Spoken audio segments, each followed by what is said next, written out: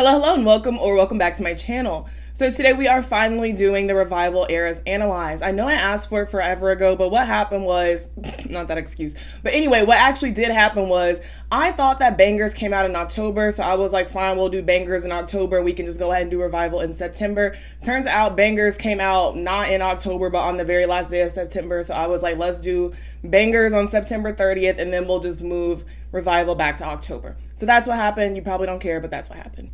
But regardless, I am excited to talk about Revival, and based on the comments when I asked if you guys are interested, y'all are excited as well. So we're just gonna go ahead and get into it, but before we do, I wanna give my Eras Analyze disclaimer and say, this is not a whole entire album review, but it is a retrospective of the era, so let's go ahead and get into Revival. Revival is Selena Gomez's sophomore solo album and her first with Interscope. Selena signed to Interscope in December of 2014. Just the month before, Selena released her heartfelt single, The Heart Wants What It Wants. It showcased a more mature, vulnerable side of Selena, rather than the more positive or defiant yet sanitized, upbeat pop that made up most of her previous albums. The song was about Selena's breakup from Justin Bieber, which happened about a month before The Heart Wants What It Wants was released. Fun fact, but Gwen Stefani also recorded a demo of this song that leaked online in 2022.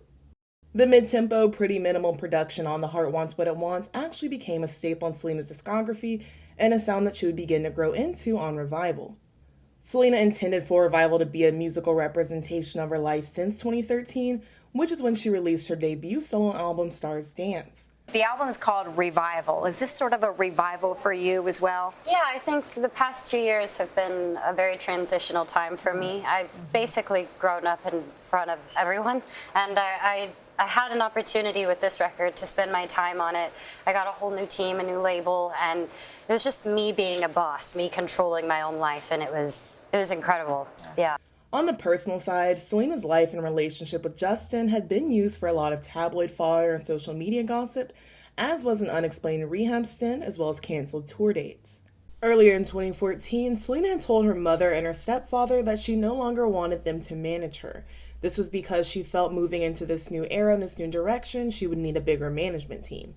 In an interview with Time, Selena discussed how the positive reception of The Heart Wants What It Wants inspired her to make more personal music. She said, "That's basically what pushed me to create Revival. It was a feeling of where I was like, this is what great music is. It's sharing your story. I can't care anymore that people are going to twist my words or talk about it. Everybody said every single thing they could say about me. I can't let that affect me from making music that I want to make, even if it's personal." Selena intended to be more hands-on with Revival because she felt it had been evident in the past when she was singing songs that weren't suited for her voice. Also in the Time interview, Selena says, "For me, I had to discover what was going to separate me. I know that I'm not the world's greatest singer, but I do know that I have a unique tone." Work on Revival began in late November of 2014. Selena acted as an executive producer and also co-wrote 8 out of the 11 songs on the album. Different from a lot of the bombastic EDM pop at the time, overall Revival is mostly slower, mid-tempo pop album, more in the realm of work artists like Lorde or Lana Del Rey were putting out. Selena named Julia Michaels, who she collaborated with on several of the songs, one of her biggest inspirations while working on Revival. Selena, Julia, and Justin Tranter wrote Good For You, Revival's lead single, released in June of 2015. Good For You is another slower, minimal track in which Selena talks about getting dolled up for the person she loves and likely getting undressed later. But as much as she likes to get dressed up for him, it's clear that she does it for herself too. A$AP Rocky features on the track as a sort of response to Selena's alluring declarations. Originally, there was no feature intended for Good For You, but when the song was finished, Selena wanted someone to join her on it. Being a hip-hop fan, Selena was eager to get a rapper on the track. Because she was such a fan of Long Live A$AP, Selena reached out to A$AP Rocky to feature. Not only did A$AP contribute a verse, he and his producers added more bass and snare to the production. The final production on Good For You has that hazy, almost smoky sounding atmosphere that a lot of A$AP's music had around that time. It kind of gives the feeling that Selena and A$AP, or the two speakers in the song, are in their own world and we're just getting a glimpse of an intimate moment. Reviews of Good For You were overwhelmingly positive. Critics praised Selena's sultry and sort of at points husky vocals, as well as how she and A$AP complemented each other on the track. With Good For You, Selena achieved her first top 5 entry in the Hot 100, with the single peaking at number 5. In the music video, Selena languishes on the couch as if it just pains her to be alone and without the person she loves the most. The video is almost as minimal as the song's production, and the majority of it are close-ups on Selena's face, flirting with the camera, and only mouthing the lyrics when she feels so moved. The video is sultry and steamy, and at the time, Selena said she wanted it to show her fans it was okay to be comfortable in their sexuality. Same Old Love, Revival's second single, was released in September of 2015. Still pretty mid-tempo, Same Old Love is slightly more upbeat than Good For You. Throughout the majority of the song, Selena sings over a racking piano beat that sounds like a ticking timer. In Same Old Love, Selena makes it known that she's tired of being mistreated and has nothing left to give. Most know the story already, but the song was originally written by Charli XCX with her producers. Charli recorded a demo herself before shopping the song around. Rihanna also recorded a demo, but the song went to Selena. Charli's vocals can still be heard in the chorus on Selena's version of the song. Selena said for the few songs that she didn't write on Revival, it was still important that they fit her and it made sense for her to record them. Same Old Love to her was about being done with toxic relationships in general. Selena told Radio Disney about this. I think Same Old Love represents a different kind of identity with love. The first people you love in your life are your parents. So for me, my dad is the first male figure I had in my life. And how much it means to respect your parents and have a healthy relationship with them because it trails on into your relationships when you're older. In the past, Selena has spoken out about having a strained relationship with her father. But though there have been ups and downs in their relationship, it does seem like Selena is on good terms with her dad and his side of the family. Of course, Selena's relationship with Justin also inspired her to take Same Old Love. And to Charli, Selena was actually the perfect person for this song, Charli said. She had such a high-profile relationship with Justin Bieber, which was all over the press. It felt very real coming from her, and I think a lot of the audience could really connect because of what had been going on. It was cool that she really brought that song to life. The single secured Revival's second top 5 entry, also peaking at number 5. Soon after the release of Same Old Love, the music video followed. In it, Selena rides in a car, witnessing different relationships and various stages of connection and disconnect. Finally, she arrives at her concert where she's welcomed by her adoring fans. It almost seems as if this is Selena's way of saying that her relationship with her fans makes her happy, and it's one of the relationships that she's most focused on currently. The video's director, Michael Hausman, said the video represents Selena watching life happen around her, and then she decides to fully engage. Her getting out of the car was a change Hausman made after realizing that staying in the car the entire video had sort of an elitist disconnect to it. The shots of Selena on the street were inspired by Tony Bennett, the late great jazz singer, who used to walk to his concerts. Selena's concert scene was actually a surprise to the fans seen in the audience. She had invited about 800 fans to her Revival event, and then surprised them both with the performance and its inclusion in the music video. In the midst of promoting Same Old Love, Selena unveiled Revival's album cover and the release date on her Instagram. The black and white cover shows a topless Selena sitting cross-legged and staring at the camera head-on. This, of course, represents her bearing her vulnerability for the world to see, but also not being ashamed of it. There's no text on the cover, and putting Selena's name on it isn't necessary, as she was more than a household name at this point. The album's title is absent as well, but it was promoted well enough that the demographic most likely to listen to it already knew the album's name. And this is something that other artists have done over the decades. Selena said that Christina Aguilera's Stripped is one of the albums that inspired Revival. And even outside of the music, the inspiration is evident in the similarities in the album covers. They're black and white, minimal, and both are topless shoots. It's interesting to note some of the similarities between Selena and Christina at this respective time in their careers. Both were early 20s ex-Disney acts looking to establish themselves as more mature adult artists and have that growth be reflected in their music. Additionally, both albums cover not feeling being appreciated or seen, and both have spots where the artists represent their Latina identity. Later in 2022, Selena admitted that she was ashamed after doing the Revival cover. She said, "I actually did an album cover, and I was really ashamed after I did it. I had to work through those feelings because I realized it was attached to something deeper that was going on. It was a choice that I wasn't necessarily happy that I made, but I think that I've done my best. At least I try to be myself." In a separate interview, Selena said, "I just did things that weren't really me. There was pressure to seem more adult on my album Revival. I felt the need to show skin. I really don't think I was that person."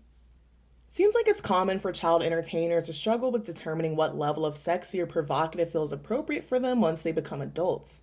While it's something that's common for almost anyone transitioning into adulthood, for child stars, that transition is happening in front of millions who will attack them if they don't transition in what's deemed the right way. Additionally, a lot of child stars are hypersexualized even before they become adults, which can make it harder to determine whether it's authentic to them once they actually have the choice. I'm not sure if this image is an official alternative cover for Revival, but I have seen it used in place of the original Revival cover in some places. Next, Selena released Me in the Rhythm, which was used as a promotional single on the eve of the release of Revival. It's a more upbeat, disco-influenced track about losing one's cares on the dance floor and needing nothing more than a good song to forget your troubles. Selena doesn't want to talk about love and doesn't want to hear love songs and just wants to let loose, she says about the song. I remember feeling like it gives you that intoxicated feeling. You can't help but move, and the steel drums, I love steel drums. It just kind of happened. I just started writing, and we kind of went in this disco vibe thing. I think part of what makes Me in the Rhythm have that intoxicating feeling that Selena is talking about comes from the catchy way that she sings the chorus and the way that the note gets higher and higher. It does get stuck in your head. Just days before Revival's release, Selena revealed that she suffers from lupus, which is an autoimmune disease. Selena said this was the reason she canceled the Asian and Australian legs of her Stars Dance Tour in 2013, and it was the reason she checked into a rehab facility in 2014.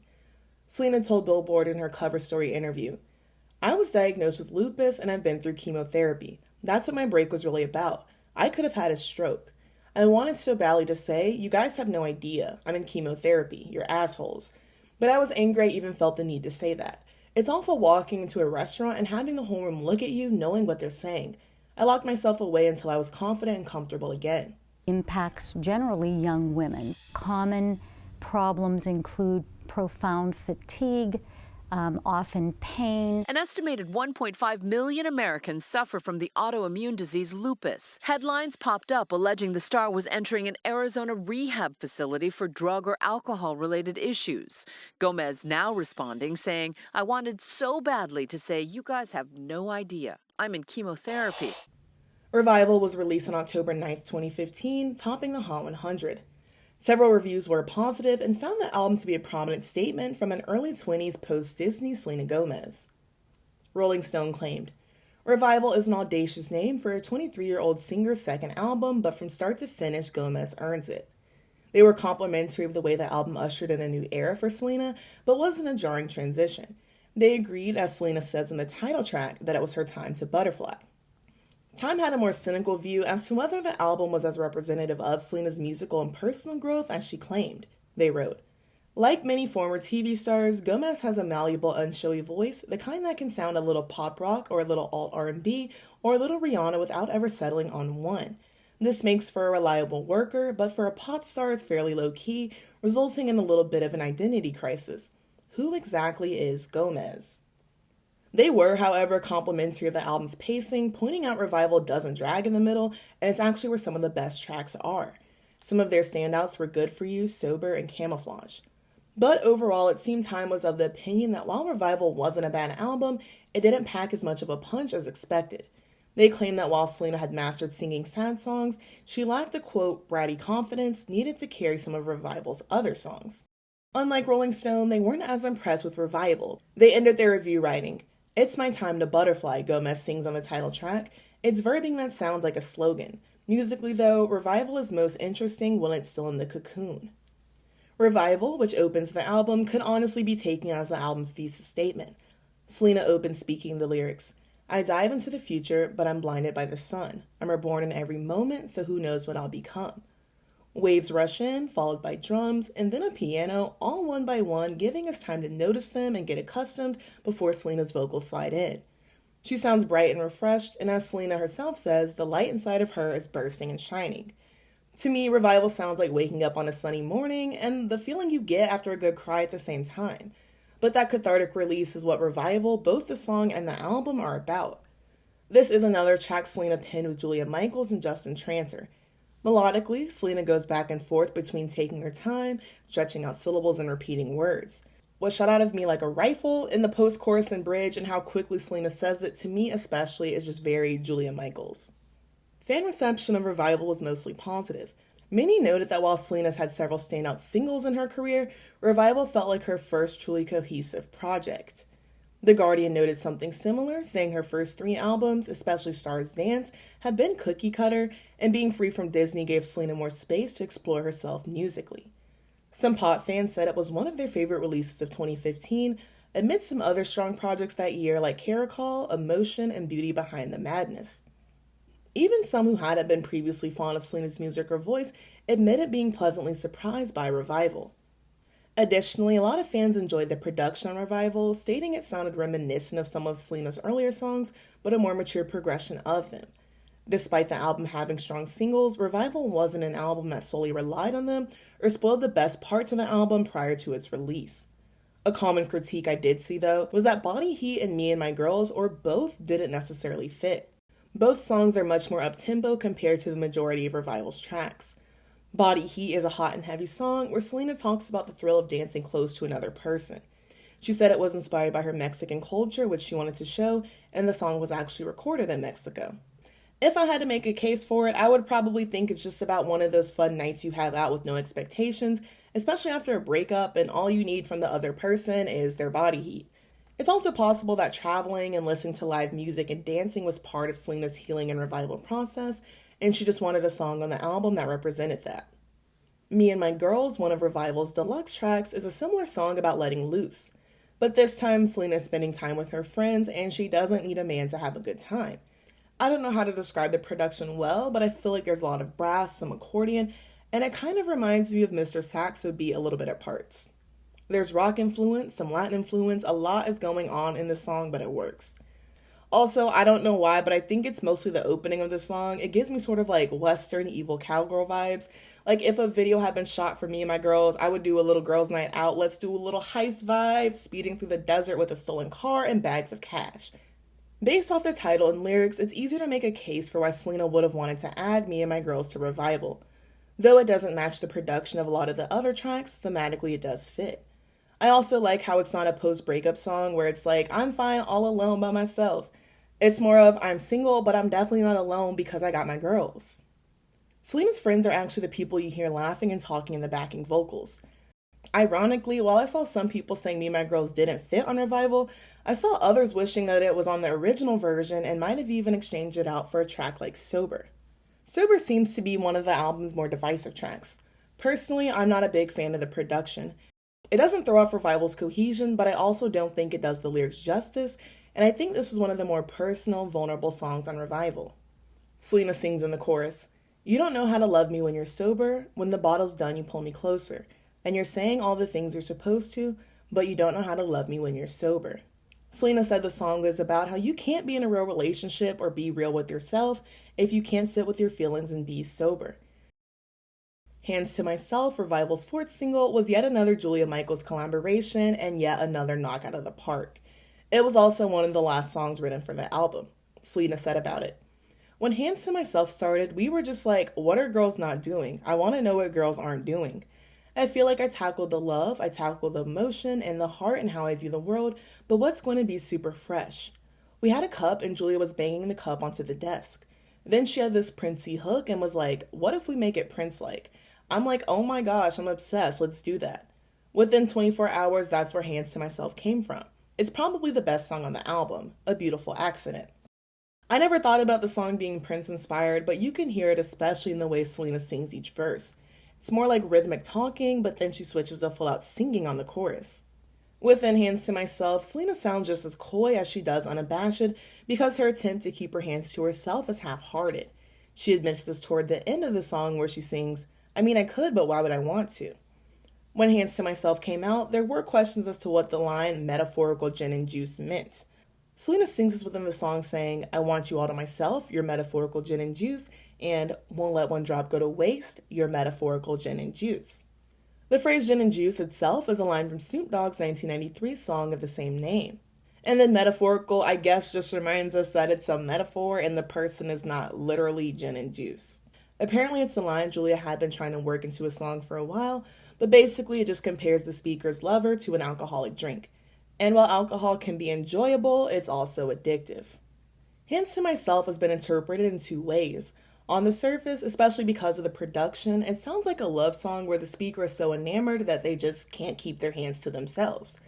But the song can also be interpreted as an expression of how difficult it is to break away from a toxic relationship, similar to an addiction. This is also supported by the second verse in which Selena sings, The doctors say you're no good, but people say what they want to say. And you should know if I could, I'd breathe you in every single day. And with this interpretation, the I mean I could, but why would I want to line comes off as Selena's admission of knowing she shouldn't be with someone, but continuing the relationship despite her better judgment.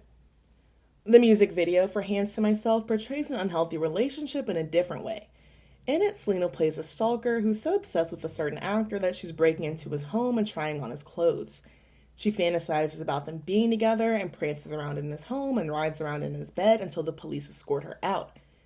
And then at the end, they do that common music video plot twist where the whole narrative of the video was a movie within a movie.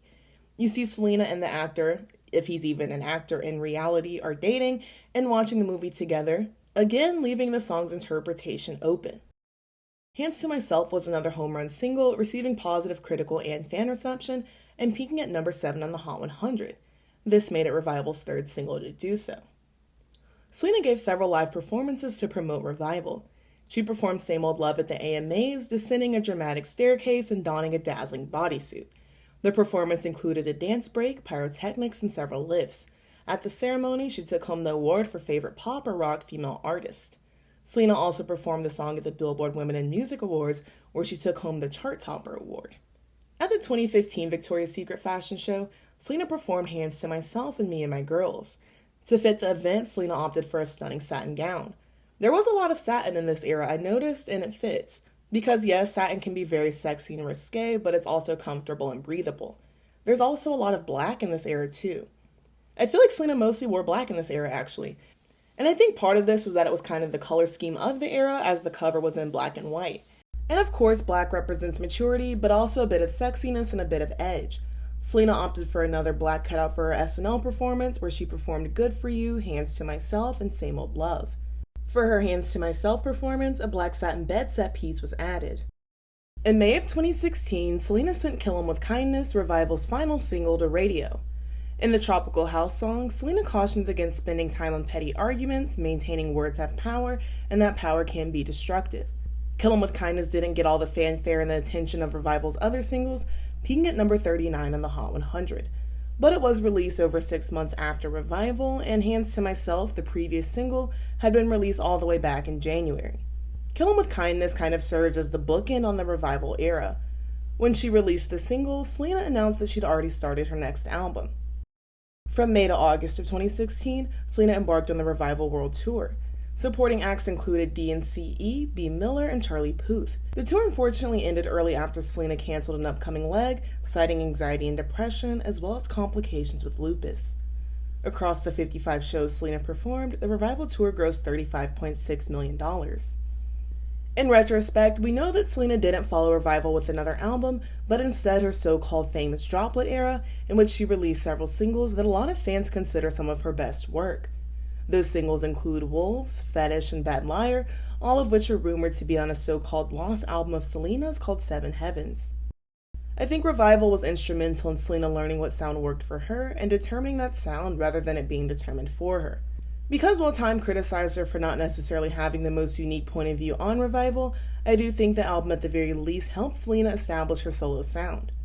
Within her Droplet era and Rare, which was released 5 years after Revival, Selena still primarily stays within the mid-tempo pop realm, sprinkling in a few fun dance tracks here and there.